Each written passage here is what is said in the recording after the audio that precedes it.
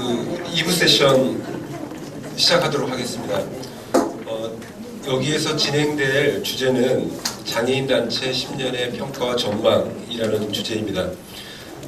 사실 장애인단체의 역할이 장애인복지 발전에 상당 부분 기여했음에도 불구하고 학회 차원에서 장애인단체의 역할을 조망해보는 것은 이번이 거의 처음이지 않나라는 생각을 합니다. 그만큼 단체의 역할이 어떻게 변화해 왔는지, 또 어떻게 변할 것인지에 대한 시기적으로 점검할 때가 왔다라는 그런 이유 때문이라도 이번 학회의 주제로 삼았지 않나 싶고요.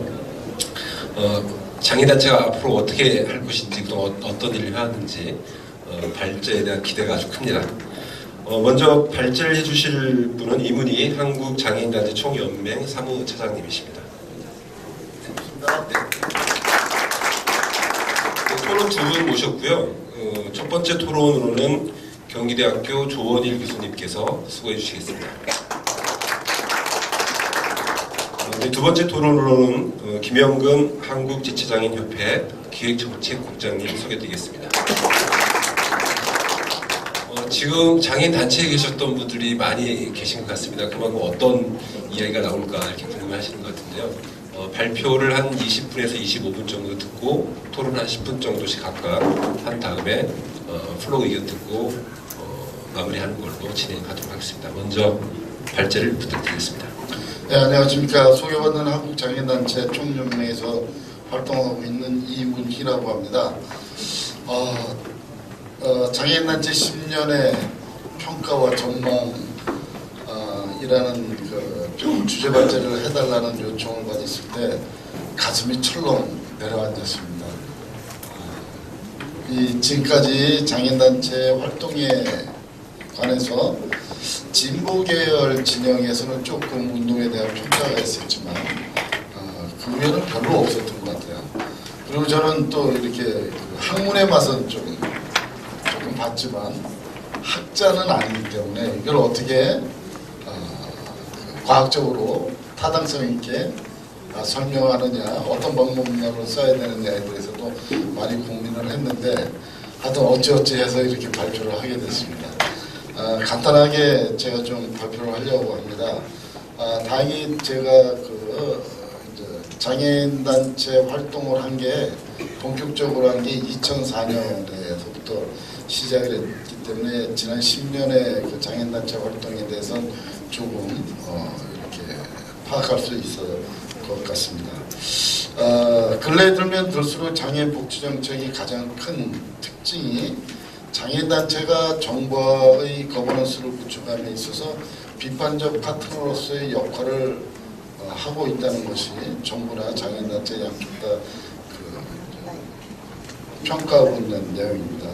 우리나라의 장애인단체들이 중앙부처별로는 94개가 있고 지자체로 하면은 252개가 있고 비영리단체로 확대를 하면 거의 만여 개가 될 것으로 저는 생각을 합니다.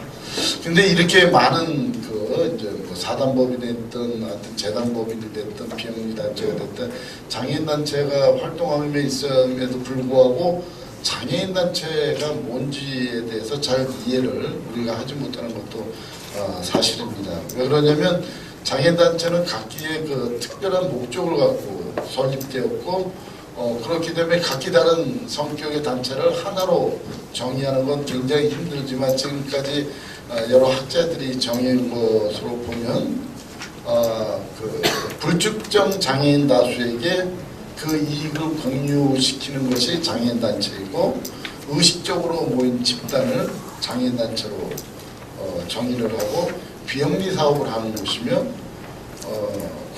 장애인의 권익 향상과 정책 위반 및 여론 형성 등을 주도하는 집단으로 정의하고 있는 것이 지금까지 일반적인 정의의 내용입니다. 그래서 이 장애인단체는 간략하게 얘기하면 4가지의 특성을 갖고 있는데 자율적 관리 조직, 동실에 관심을 가진 조직, 자주적인 이데올로기로 활동하는 조직, 비영리적인 조직으로 일하는 그런 특성을 갖고 있습니다. 그 장애인단체가 이제 수행하는 역할을 보면 국가적 자원정책의 입안부터 평가에 이르기까지 매우 다양하게 나타난다고 우리나라 학자뿐만 아니라 외국의 학자들도 말하고 있고요. 그 근본적인 장애인 문제의 제기와 이의 사회적 확산을 통해서 정책적 결정을 도모하는 하나의 한 축을 마련하고 있고, 정책 의제 형성 단계, 정책 결정 단계, 정책 집행 단계, 그리고 정책의 평가 단체에서 그 장애인 단체의 역할을 수행을 하고 있습니다. 그리고 국제 문서에서 나타난 그 여러 가지 그 기술을 보면 장애인 단체가 그 국가의 복지 정책 아니면 국가의 장애인 정책을 수행하는데 이게 이제 파트너십을 형성해야 되고, 국가는 그 각 회원국들은 그것을 적극적으로 지원해야 된다고 많이들 표기가 되어 있습니다. 아태장애인 10년 행동계획이나 비학고 새천년 행동계획, 그리고 장애인 기회 평등화에 관한 표준 규칙, 그리고 비교적 최근에 발표된 장애인 권리에 관한 협약에서도 장애인 단체의 장애인 단체에게 각 회원국이 해야 될 그 의무사항들과 여러 가지 권고와 그리고 참여를 뒷받침해야 된다는 내용으로 주로 이제 규정을 하고 있습니다. 그렇다면 이제 장애인 단체가 갖춰야 될 역량은 84쪽에서부터 나타난 것처럼 간단하게 말하면 정보의 수집, 생산, 공유, 확산 역량. 그래서 이제 장애인 단체가 해야 될 것은 장애인에 관련된 여러 가지 정보를 수집해서 다시 그것을 장애인들에게 아니면 그 단체의 고객에게 배포하는 일이 주요 역할이라고 생각을 합니다. 그리고 그 정보를 바탕으로 문제 이슈를 제기하고 그 문제를 해결하기 위해서 연대 활동을 하는 역량을 갖고 있어야 되고, 그 문제 해결을 하기 위해서는 장애뿐만 아니라 비장애인의 인식 개선을 시킬 수 있는 역량도 갖고 있어야 되고, 그것이 이제 국내적인 문제뿐만 아니라 국제의 그 사례라든가 흐름을 파악하기 위해서 국제 교류의 역량도 굉장히 많이 갖춰 있어야 되고, 거기서 파악된 것을 가지고 대정부 접촉을 할 때 대변인의 역할을 하는 그런 역량도 갖춰야 됩니다.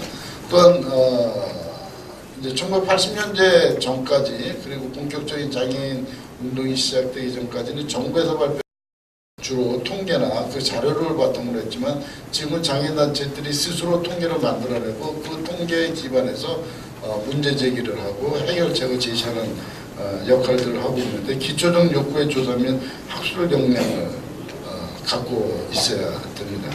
그리고 그런 그 학술 역량에 의해서 여러 가지 제기된 방법이라든가 그런 전달적인 문제라든가 이런 것들을 점검하고 평가하고 감시하는 역량도 장애인 단체가 갖고 있어야 되고, 그것을 통해서 대정부 아니면 자기 고객에게 전문적 자문 및 대안 제시 역량을 갖고 있는 것이 장애인 단체에 대한 일반적인 이해라고 생각합니다.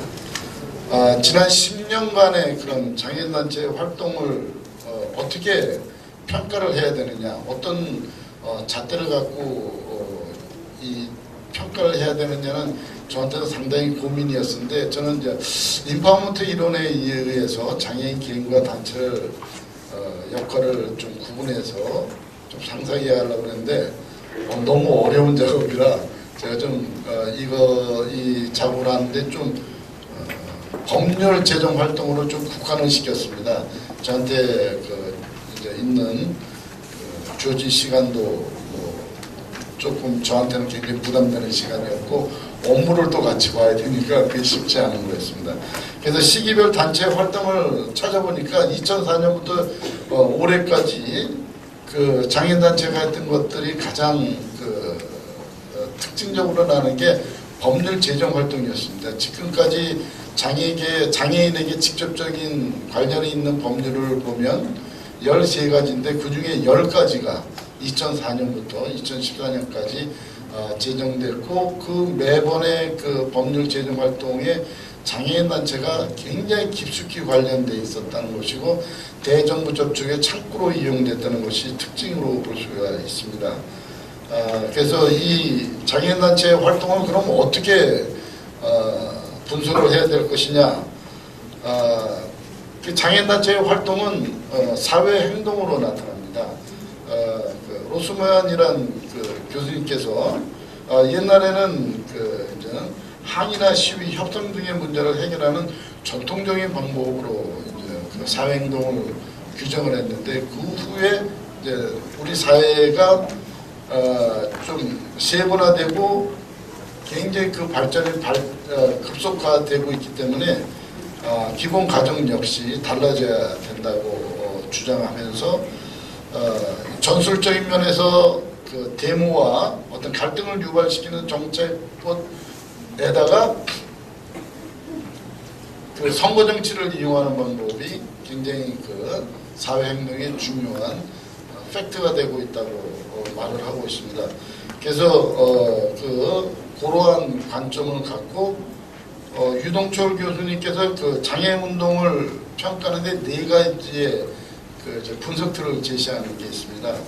운동의 가치와 목표, 조직 형태, 운동 주체, 운동 방식, 이 4가지의 그 분석틀을 갖고 각 법률의 제정 활동을 이 4가지의 분석틀로 구분을 해서 분석을 해보았습니다. 이것을 전부 다 소개하는 것은 시간상 굉장히 좀 부담이 가지만 간단하게만 얘기하고 평가와 제언 부분에 좀 시간을 더 쓰도록 하겠습니다. 일단 교통약자 이동 편의 증진법의 제정 활동에 있어서 그 가치와 목표는 우리 장애인 활동에 굉장히 그 표대적인 역할을 했다고 저는 평가를 합니다. 이 인권이라는 게, 제가 이해한 인권이라는 게 뭐냐면, 개인이 아무리 노력을 하고 최선의 노력을 해도 해결되지 않는 문제는 국가가 이것을 해결해야 되고, 국가가 이의 해결을 방임하거나 미루거나 거부하게 되면 거기서 인권 문제가 발생을 하게 됩니다. 장애인 이동권은 자기 자신이 아무리 노력을 해도 혼자서 해결할 수 있는 문제가 아니기 때문에 국가가 이것을 해결해야 됨에도 불구하고 이것을 해결하지 않고 있어서 장애인 이동권 문제는 인권 투쟁이 가장 우리나라에서 표대가 되지 않았나, 그렇게 평가를 하고 저는 할 수가 있겠습니다. 장애인 인권 운동, 생존권 쟁취의 운동으로 볼 수가 있고, 이동권이 확보되지 않으면 교육과 노동, 이 모든 것이 이루어질 수가 없고, 지금 그 후진국, 특히 동남아시아라든가 서남아시아의 장애인들이 장애인 이동권이 없어서 전혀 마련되지 않아서 집에서만 있는 현상도 우리는 볼 수가 있습니다. 법률 제정 활동의 조직 형태를 보면 이제 리프트에서 추락돼서 많은 장애인들이 이제 목숨을 잃었기 때문에 2001년 4월에 장애인 이동권 쟁취를 위한 연대 회의가 마련되었고, 그것을 통해서 이제 2005년에 35개의 연대체로 활동해서 활동을 하게 됐습니다. 법률 활동의 주체는 이 이동권은 그동안은 경증장애인들이 중심이 돼서 장애운동을 이루어왔는데, 중증장애인들이 중심이 돼서 활동의 주체로 넘어왔다는 게 굉장히 중요한 의의가 있고, 아까 말한 대로 장애인 현안 해결을 위한 연대 조직을 구성하는 경험 축적과 기반을 가졌다는 데 의의를 둘 수가 있습니다. 이 이동권의 활동의 법률 제정의 방식은 굉장히 대담하고 진보적 성향 운동들이 많이 전개됐고, 또한 여기에 그 선거 정치를 이용한 선거 공약을 마련했고, 그 각 정당으로부터 그 공약을 받아내는데 성공을 하게 됩니다. 우리가 말하는 또한 두 번째로 장애 차별 금지 및 권리 구제 등에 관한 법률 제정 활동, 다시 말해서 장차법 활동은 이제 국내적인 요소가 많이 반영을 됐고, 국제적으로도 장애인 권리 CRPD가 제정되는 가운데 같은 바퀴로 작용했던 것 같고, 국내에서는 장애인 차별 문제가 우리의 사회에 굉장히 심각한 문제로 대두됐던 것이 그 배경이라고 볼 수가 있습니다. 법률 제정 활동의 가치와 목표는 인간으로서의 존엄과 가치는 차별을 넘어선 그런 차별 금지가 돼야지 그 출발점이 된다는 것이고, 그 차별을 금지하는 것을 그 목표로 삼았고, 장애인 당사자가 자신의 입장을 구체적으로 담은 그 법안을 만들고, 또한 정부나 국회 등의 협의와 설득을 통한 적극적인 입법 운동을 전개했다는 데 의의가 있고, 정부는 장애인은 정부를 서로 이해하는 그런 경험을 쌓았다는 데 굉장히 의의가 있습니다. 법률 제정의 활동의 조직 형태는 2002년에 한국장충이 장차법 제정을 위한 공대의 결성을 제안했고, 2003년에 장애인 차별금지법 제정을 위한 범장애계 연대회의가 열린 네트워크의 중재 역할로 이루어졌고, 드디어 이제 우리가 말하는 장출연 장애인 차별금지법 제정 추진연대가 출범하게 됐고, 2007년에 그 법률 제정 당시에는 297개의 장애인 단체가 연대에 동참했습니다. 장애인 단체가 그동안 분열의 모습을 보이다가 하나의 모습으로 결속되는 그런 모습을 보였습니다. 앞으로 이렇게 많은 장애인 단체가 하나의 이슈를 갖고 모일 수 있을까 할 정도로 굉장히 강한 결속력을 갖고 추진됐고요. 법률 제정의 활동 주체는 그동안 그 당시에 이제 장총과 장출형 그리고 그 이외의 그룹, 이제 이 세 개의 팩트로 됐는데, 여기서 가장 의미 있는 것은 장애인 단체 중에 소수 단체가 그 장출형 활동의 핵심 세력으로 등장했다는데 굉장히 의의를 둘 수가 있습니다. 그래서 장애인 단체 중에 소수 단체가 그 욕구를 말할 수 있는 통로가 마련됐다는데 굉장히 의의가 있고, 앞으로 연대 활동을 하는데 이런 구조가 계속 형성이 돼야 되는데 저 바람이기도 합니다. 어떻게 잘 될지는 우리의 과제이기도 하고요. 법률 제정 활동의 방식은 너무 많아서 헤아릴 수 없는 여러 가지 방법이 있습니다. 심지어는 대통령 앞에서 청와대에서 시위를 바로 대통령 면전에서 장차법 제정을 위한 그런 조그만 프랭카드를 내걸기도 했고, 뭐 각 정당 아니면 뭐 상공회의소, 국가인권위의 점거, 화형식, 또 여러 가지 그 국회의원 설득 작업, 굉장히 많은 방법이 동원되기도 했습니다. 장애인 등에 관한 그 특수교육법은 그동안 이제 장애인들이 그 학교에 다니는 장애인들만 지원을 받는 형태에서 장애인이면 누구나 다 지원을 받을 수 있는 법으로 변할 필요가 있다고 해서 2003년 장애인 교육권 연대가 결성됐고, 이제 법률 제정 활동의 가치와 목표는 사회에서의 장애인 차별 구조를 완전히 철폐할 수 있는 장애인 교육권의 쟁취를 삼고 있었습니다. 법률 제정의 그 조직 형태는 그동안 종전의 장애인 교육 정책은 주로 전문가 위주로 되어 있지만, 이 장애인 교육법, 이 특수교육 등에 관한 법률이죠.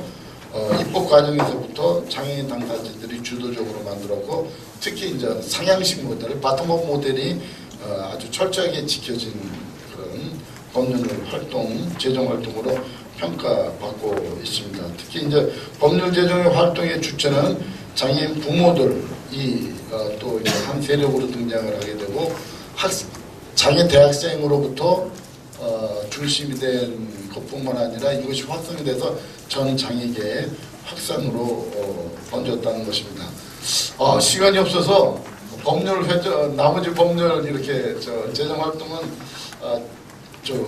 책자를 좀 참고하시면 좋을 것 같고요. 제가 지금 남은 시간이 5분밖에 없어서 전반적인 평가만 하겠습니다.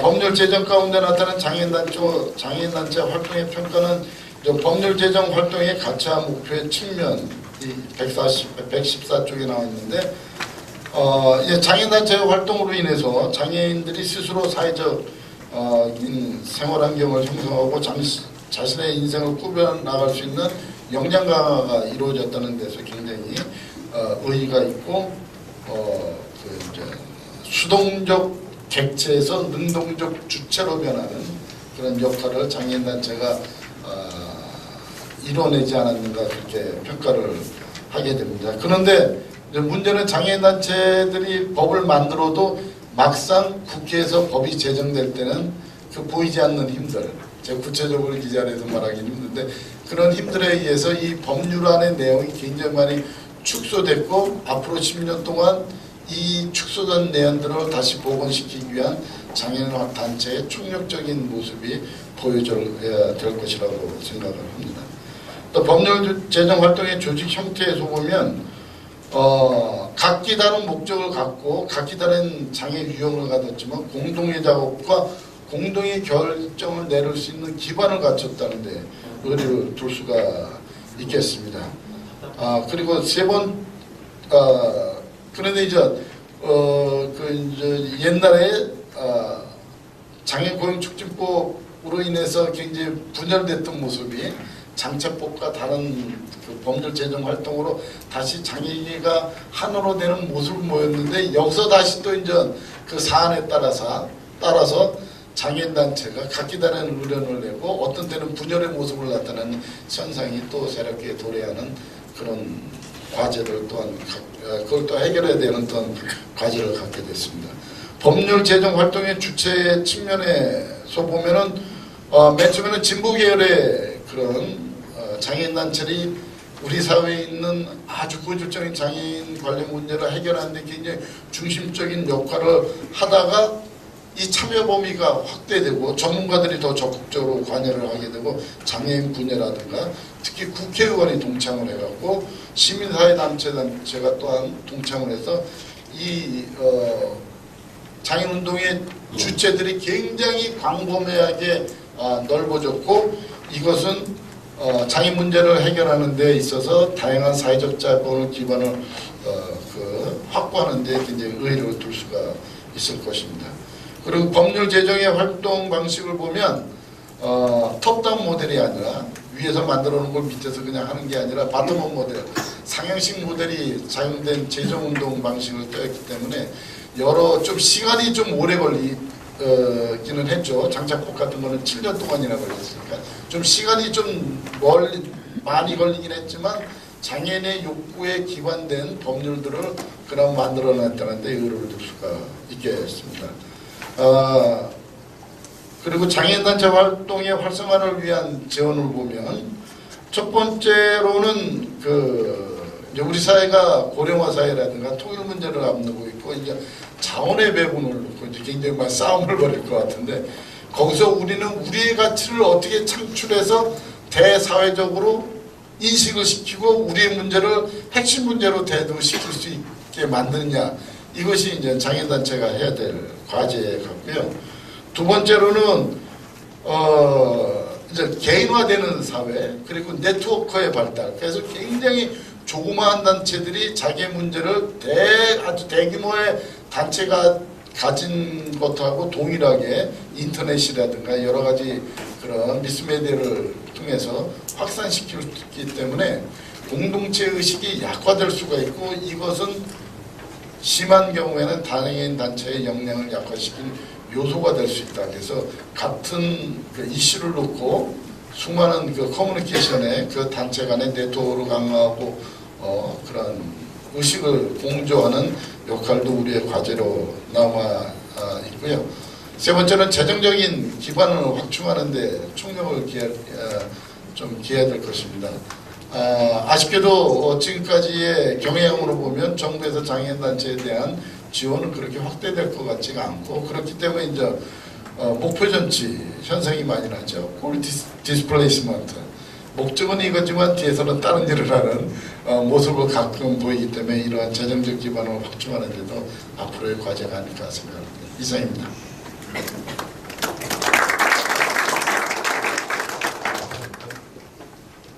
예, 감사드립니다. 장애인 단체가 그동안 10년 동안 어떤 활동을 해왔는가를 이제 법률 제정 중심으로 말씀을 해주셨습니다. 특히 가치와 목표, 조직 형태, 주체 방식과 같은 이렇게 차원적 분석을 통해서 각 개별적 법률들을 쭉 말씀을 해주셨는데요. 일단 장애인 단체가 얼마나 많은 역량을 가져야 되는지에 대해서 이번에 새삼 느끼게 되었고 국제 교류부터 시작해서 학술적 영역까지 지금 넘보고 있는 것 같습니다. 그래서 이 부분의 역량이 앞으로 더더욱 이렇게 커지기를 바라는 마음이 있고요.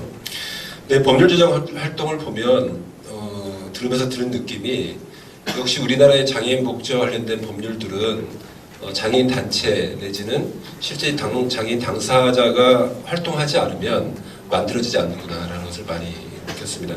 정부가 법률을 제정하거나 개정하는 것은 일정 부분의 정비는 할 수 있지만 큰 대세적 흐름을 바꾸는 법률의 제정은 국가 차원에서는 잘 이루어지지 않는구나. 그래서 장애인 단체 역할이 앞으로도 굉장히 중요하겠구나라는 생각을 좀 했고요. 큰 이제 앞으로의 과제로서 그 장애인 단체들이 관련 법률이라든가 관련 쟁점에 대해서 서로 상이한 이해관계가 있는데 이런 부분들을 좀 어떻게 조정해낼 것인가 하는 것이 하나가 있고요. 두 번째로는 잘 아시겠지만 장애인 단체들이 활동을 하지만 재정적 기반이 굉장히 취약합니다. 재정적 기반이 취약한 상태에서 어떻게 활동들을 담보해낼 수 있겠는가라는 것이 앞으로의 발전 방향에서의 화두였다라고 말씀을 드릴 수 있겠습니다. 여기에 대해서 일단 토론을 먼저 들어보고요. 그리고 또 논의를 이어가도록 하겠습니다. 조원진 교수님 부탁드리겠습니다. 네, 안녕하세요. 토론을 맡은 경기대학교 조원일입니다.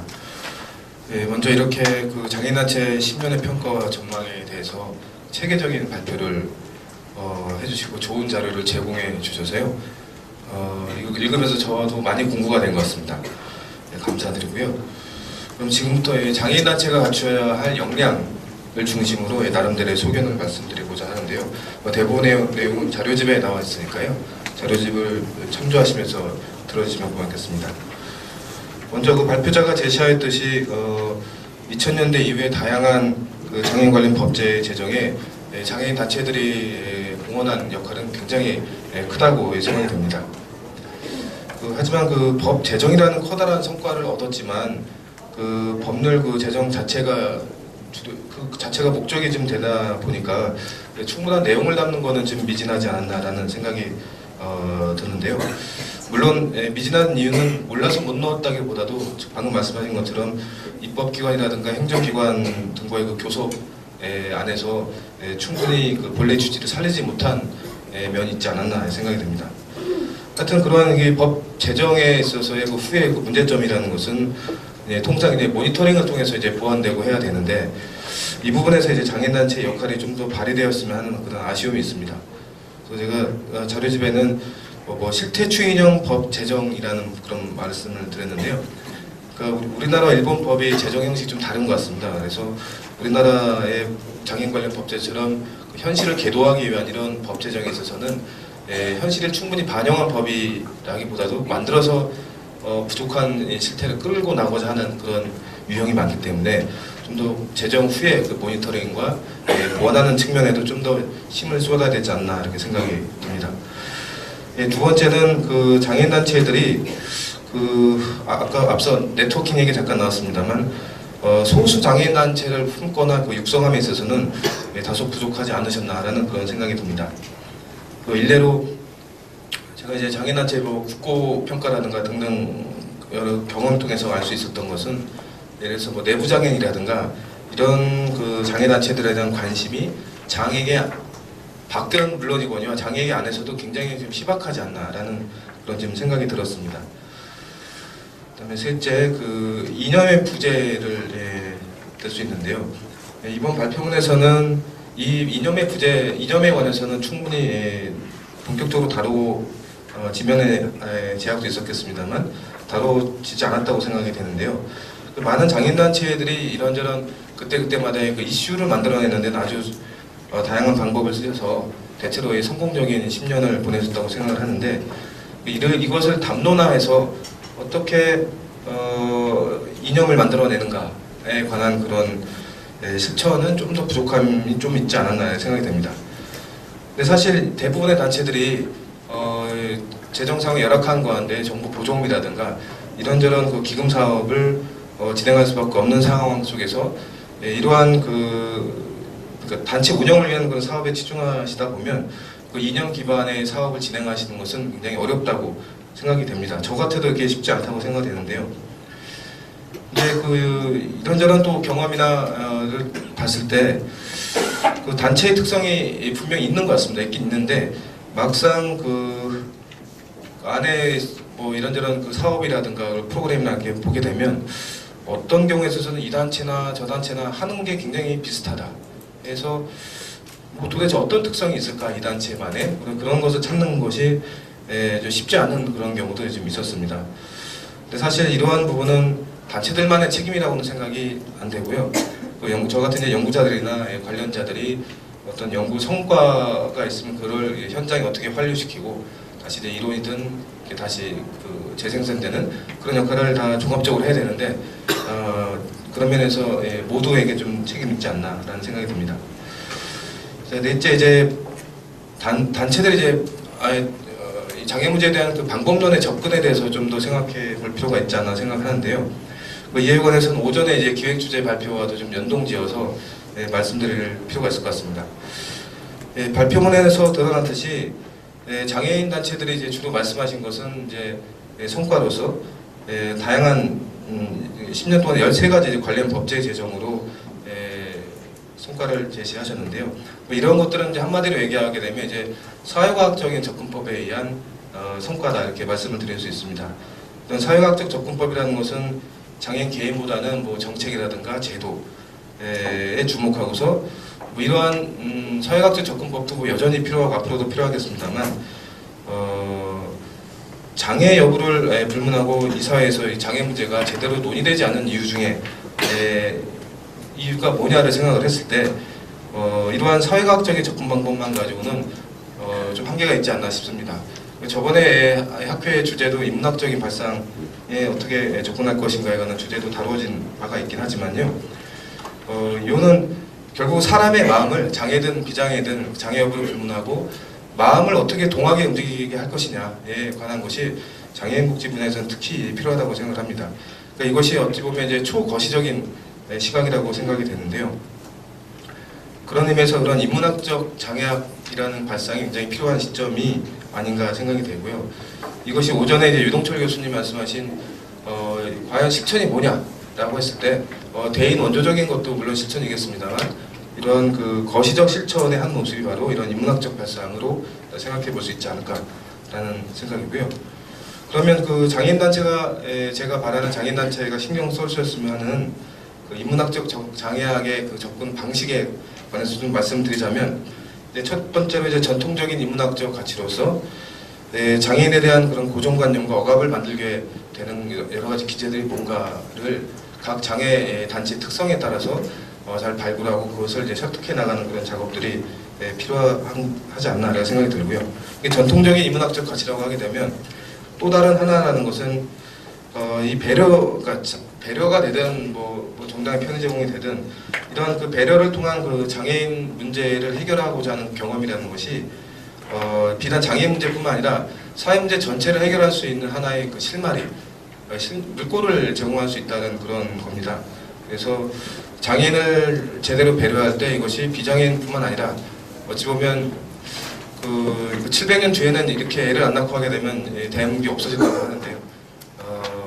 장애인을 배려한다는 경험을 통해서 비장애인 사회 여러 가지 문제를 해결할 수 있고 결국은 인류 생존에도 직결되는 문제라는 것들을 비장애인이라든가 장애 여부를 불문하고 우리가 알아야지만 이게 장애인만의 문제가 아니라 우리 모두의 일로서 받아들여지고 그럴 때 그 뭐 예산이라든가 이런저런 것들이 수반된다고 봅니다. 그래서 예산의 필요성은 아무리 얘기해도 예산은 투입하는 사람들의 정치적 권력 부도하에서 쉽게 뭐 인권이 되든 뭐가 되든 아무리 주장해도 그 예산을 그 기존의 예산을 빼앗기는 사람 입장에서 보게 되면 그 투입해야 되는 그런 설득의 논리가 필요하다고 보는데 그런 입장에서 원론적인 얘기만 가지고 예산이 부족하다, 필요하다 이런 것만 가지고는 비장애인 사회에서 쉽게 납득을 해줄 것이냐라는 생각이 듭니다. 그런 의미에서 그 사람들이 설득을 당하기 위해서는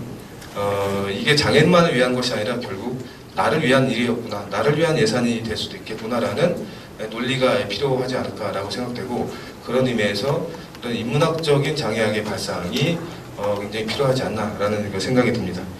여기에 이제 장애인단체들이 뭐 기존의 그런 방식도 많이 필요하시겠지만 지금 말씀드린 이런 방식도 좀 감안을 하셔가지고 이게 다가 돼서는 안 되겠지만요. 지금까지 너무나 치우쳐 왔기 때문에 앞으로는 이런 류의 장애인단체 역할이라는 것도 좀 필요하지 않나라는 생각에 당부 말씀드립니다. 자, 이것으로 토론을 마치도록 하겠습니다. 토론 감사합니다.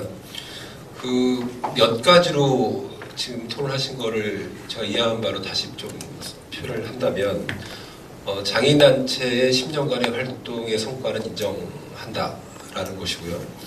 근데 활동을 인정함에도 불구하고 법 제정 측면에서 보더라도 내용에 대한 충실성을 담보하지 못하고 법률 제정에 급급했다라는 내용입니다. 그 다음에 이런 과정에서 전체 장애인들이 이렇게 포괄되지 못하고 소수 장애인들이 배제되는 이런 현상들이 반복적으로 나타나왔고 이것은 결국 이념성의 부재 때문에 나타나는 거 아니냐 이제 이런 말씀입니다. 그래서 현재까지의 그 법 제정 추진 활동, 장애인 단체 활동도 필요하지만 근본적으로 장애가 왜 발생하는지 그리고 장애에 대한 문제를 어떻게 해결해야 되는지에 대한 조금 인문학적인 또 그다음에 뭐랄까요 근원적인 질문들이 장애인 단체에서 나와야 되지 않느냐라는 의견이었던 것 같습니다. 맞는지를 잘 모르겠습니다. 그게 이해됐고요. 그래서 일단 한번 말씀을 좀 해주시면 좋을 것 같고요. 네, 두 번째 우리 김영근 국장님 토론 들어보도록 하겠습니다. 네, 지체장애인협회 김영근입니다. 제 단체에 대해서 토론을 좀 얘기를 해오셔서 좀 많이 좀 당황스러웠고 저는 그 단체에서 종사하는 입장에서 단체에서 일하는 입장에서 단체를 어떻게 평가할 것인지에 대해서 사실 객관적인 시각도 당부하기 좀 어렵지 않겠나 하는 생각도 많이 들었습니다.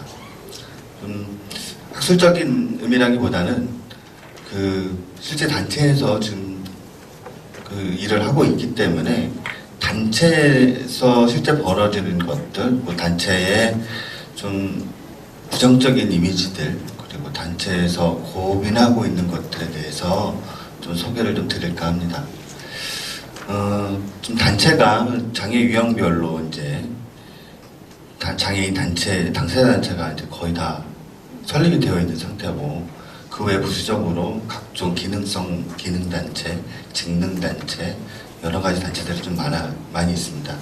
근데 제가 이해하고 있는 지금 장애인 단체는 우선 장애 유형별로 그 당사자들 단체를 먼저 우선적으로 좀 생각을 하고 있고요. 그 당사자들 단체에 대해서는 각각의 정관에 의해서 설립이 되지만 뭐 대부분의 장애인 단체의 정관이 유사성은 다 띠고 있습니다. 어쨌든 뭐 유형별 장애를 대표를 하는 입장에서 그 장애인의 권익신장, 권익옹호, 인권확보, 그다음에 장애인의 사회참여, 사회통합. 그래서 장애인의 삶의 질을 높이자라는 게 대부분 장애인 단체의 기본적인 정관에 적혀 있는 목적입니다.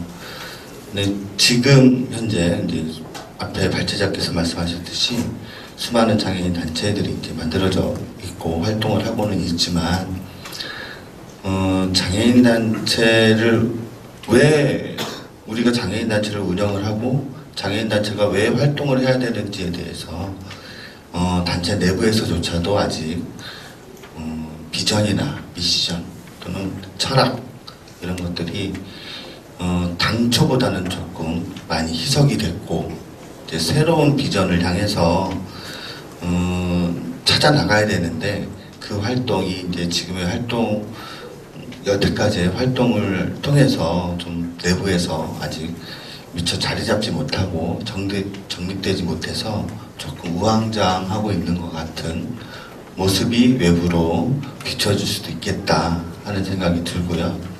저희 협회 내부에서조차도 그런 반성의 의미는 반성의 고민은 지금 다 하고는 있습니다. 좀 그런 것들을 이제 찾아간다는 것이 이제 지금 과정 속에는 있고요. 그다음에 그런 과정들을 좀 거치기 위해서는 사실 좀 그 단체에 종사하는 활동가들에 대한 부분도 언급을 안 할 수는 없습니다. 장애인 단체도 역시나 법인이고요. 그다음에 법에 근거해서 그 설립이 되고 일을 하는 사업장이기 때문에 단체 종사자들에 대한 부분까지도 안에서는 심각한 고민이 아닐 수가 없거든요. 한 서너 명 또는 4~5명 정도의 단체 종사자, 그 단체 인력을 가지고 많은 그 너희는 왜 이렇게 일을 하냐라는 비판을 받을 때면 조금 그 많은 단체 좀 직원들이 피해감도 많이 느끼고 그렇습니다. 사실 좀 한계를 좀 느끼는 편이고, 그래서 단체의 활동이나 역사성이 좀 꾸준하게 진행되지 않고 중간중간 단절되는 경향도 있다고 볼 수 있습니다. 토론자께서도 말씀하셨듯이 지금 내부 장애, 소수 장애에 대한 부분도 많은 부분들을 좀 고민을 하고 있고, 그다음에 새로운 단체의 그 유형들이 자꾸 나타나고 있습니다. 저희 지체장애인협회는 이제 86년에 설립이 되었는데 지금 26년 정도 됐습니다. 초기에 장애 유형이 분화되기 전에 지체로 있었던 뇌병변 장애가 떨어져 나갔고요. 이제 분화가 돼서 나갔고, 최근에는 이제 중증 장애가 그 대세를 이루고 있어서 지금 뭐 작은 키 모임이라든지 또 근육장애인 협회라든지 이런 지체에 속하고는 있지만 그 개별적인 장애 특성을 갖고 있는 장애인 단체들이 이제 분화가 되고 있습니다. 그리고 그 소수의 단체들이 이제 목소리를 내고 있고, 저희 역시도 이제 그 단체들, 그리고 그 소수 장애인분들에 대한 부분을 어떻게 같이 함께 할 것이냐는 게 가장 큰 고민이라고 할 수가 있겠습니다. 저같이 이제 소아마비 장애인들은 이제 없고요. 소아마비는 이제 멸종이 되었기 때문에 출연이 없습니다. 현재는 소아마비는. 그래서 좀 저희 같은 이제 장애 유형들은 좀 부족한 상황인데, 저희가 그래서 장애인 단체에서 일을 할 수 있는 장애인 직원을 좀 활동가들을 뽑고 채용을 하고자 열심히 장애인들을 좀 찾지만 발굴도 하고 그렇게 하는데 그것도 사실 조금 어렵고요. 장애인 활동가들에 대한 지원 부분도 역시 많이 어렵기 때문에 재원 역시나 예산이나 재원 확보에 대한 부분이 제일 어렵습니다. 그리고 장애인 단체의 그동안의 이제 부정적인 이미지들, 많은 부분들이 있었지만 그런 부분들이 좀 지난 10년간은 이미 뭐 많은 연대 활동을 통해서 법률 제정, 논리적인 그런 부분들을 가지고 이제 많은 부분들이 바뀌었지만 그 이전에 대한 그 이전 장애인 단체에 대한 그 활동, 역사 이런 부분들은 조금 소홀하지 않았나 싶어서 그 부분을 좀 잠깐 언급을 좀 드리고 싶었습니다. 그동안에 이제 장애인 단체의 법률 제정 활동 연대 이전에 장애인 단체의 개별적 활동들을 통해서 이루어진 것들, 그리고 그 활동가들이 사회인식이라든지 사회인식 개선에 이바지했던 것들, 이런 부분들도 조금 조망이 좀 되었으면 하는 바람이고요. 그 장애인 단체가 좀 원래의 지속 가능한 발전 방안으로 제가 제목을 지었는데요. 장애인 단체는 역시나 그 비영리 조직이긴 하지만 역시 법인이거든요. 그래서 안에 있는 그 구성원들의 역량, 그리고 조직의 역량, 그리고 그걸 담보해 줄 수 있고 키워낼 수 있는 적절한 예산, 재원 마련 이런 것들이 없는 한 좀 지속 가능할 수 있겠느냐 하는 비관적인 생각도 좀 개인적으로는 하고 있습니다. 그래서 장애인 단체가 앞으로 이제 조금 더 큰 발전을 이루고 지속 가능한 운영을 하기 위해서는 뭐 지속적인 이슈, 그다음에 장애인 인권에 대한 부분, 그다음에 그에 맞춘 조직의 역량, 또 구성원의 역량 이런 것들을 앞으로 크게 키워나가야 되겠지만 저는 1차적으로는 그런 것들의 기반을 닦을 수 있는 재원을 마련하는데 이게 그걸 어떻게 마련을 할 것인가가 가장 큰 초점이라고 초점이라고 생각이 듭니다. 그래서 정부의 지원이 당연히 필수일 것 같고요.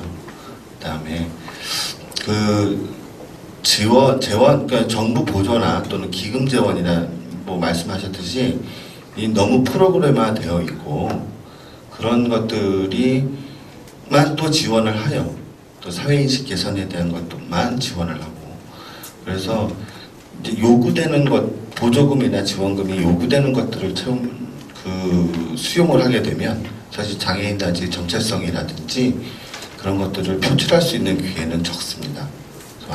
그런 장애인 단체의 특성을 좀 확보할 수 있는 안정적인 예산 재원을 어떻게 마련할 것인가가 장애인 단체에서 가장 신속하게 풀어야 할 문제가 아닌가 하는 생각이 듭니다.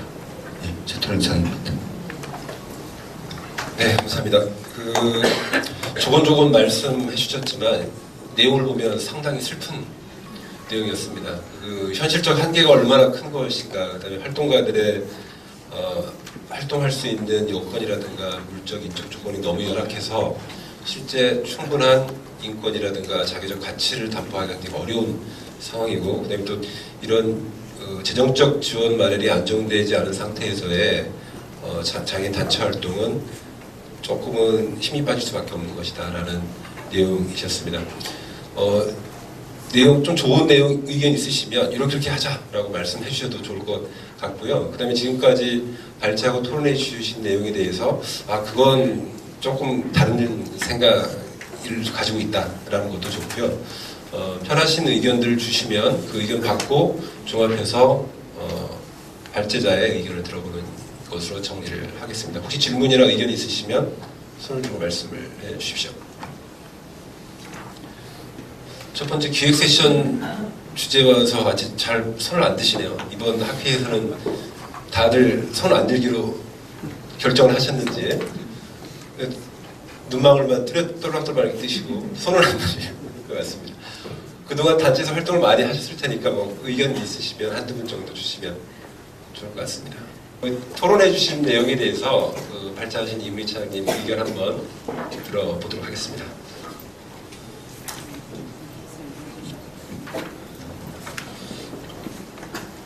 이번 제가 발표한 거는 법률 제정 과정 속에 나타난 장애인 단체 활동입니다. 이 법률 제정보다도 더 가치 있는 운동들이 사실은 장애인 단체들에 위해서 굉장히 많이 저희 원고에는 써놨는데 그런 활동에 대한 평가도 추후적으로 꼭 일어났으면 좋겠고 이제 이념의 부재에 대해서는 이제 우리 내부에서는 저희는 항상 이제 어떤 이념을 갖고 문제를 해결해 나가야 된다는 건 있지만 그것을 이제 학술적으로 표현하는 자국은 없었던 것은 저는 인정을 합니다. 물론 이제 각종 정책 건의서라든가 여러 가지 이제 정책 개선 활동할 때 이제 기본 현안에 대한 우리 이념을 적어놔서 적고 이렇게 활동하는 건 있지만 그것을 이제 공개된 자리에서 토론하고 연구하는 논의 과정들은 별로 없었던 것은 우리가 앞으로도 계속 해결해 나가야 될 것 같고요. 그리고 아까 이제 굉장히 중요하신 말씀을 해주셨는데 인문학적 접근 방법을 쓰고 그것을 장애학적 관점에서 개인의 관점과 여러 가지 이제 매조의 차원에서 아니면 이제 거시적 관점에서 초거시적 관점에서 접근해야 된다는 건 장애인단체들이 앞으로 더 확충해 나가야 될 학문적인 역량의 강화에 속하는 것 같습니다. 저희들도 이제 그것을 해결하기 위해서는 이제 관련 학과의 교수님들이랑 지속적인 협력 작업을 하고 있는데 앞으로도 저희도 이제 그것을 더 열심히 해 나가야 될 것 같고. 이제 가장 고통스러운 거는 아까 이제 토론해 주신 우리 김영건 실장님께서 말씀해 주신 것처럼 아주 적극 동감을 합니다. 재정적인 기반이 없기 때문에 많은 노하우와 역량을 가진 전문가들이 장애인단체 전문가들이 3년을 못 버티고 그냥 다른 곳으로 가게 된다는 것은 결국은 장애인 복지 발전의 하나의 저해 요소로도 작동될 수 있기 때문에 그거에 대해서 저희가 많이 이제 정책 건의도 하고 지위를 보장하기 위한 대안을 정부 측에 제안을 하고 하곤 했는데 그것이 계란으로 바위치기의 형식이 되고 있는 것 같습니다. 그래서 그것을 위해서도 저희도 그 방안을 찾는 데 많은 노력을 하겠습니다. 네, 감사합니다. 이번 세션을 통해서 그동안 장애인 단체 활동이 이제 법률 제정을 중심으로 어떤 효과를 미쳤는가에 대해서 알아봤고요. 그럼에도 불구하고 여전히 가지고 있는 재정적 한계, 그다음에 이념적 합의, 그다음에 소수 단체들과의 연대, 그리고 이걸 통한 전체적인 장애인 발전의 패러다임의 변화에 장애인 단체들의 역할이 지금보다 더 가열차게 좀 필요하다라는 의견이었고요. 특히 재정 문제는 참 해결하기 어려운 문제인 것 같습니다. 그래서 이 문제를 어떻게 해결할지에 대해서 전체적으로 좀 한번 심층 있게 다뤄봐야 되지 않을까 이런 생각도 해볼 것 같습니다. 끝까지 자리를 지켜주셔서 감사드리고 발제 토론 맡아주신 분들 감사드립니다. 고맙습니다.